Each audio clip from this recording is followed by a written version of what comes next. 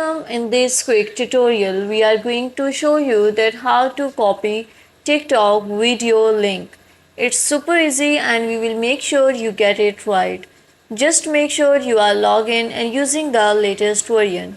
Make sure to watch the complete video and follow each step carefully to avoid forgetting anything and making mistakes.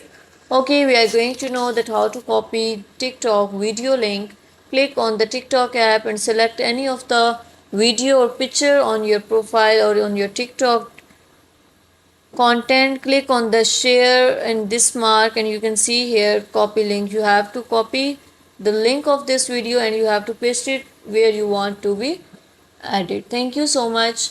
That was all. Please consider showing your support by commenting, liking, sharing and subscribing to our channel for more valuable content in the future.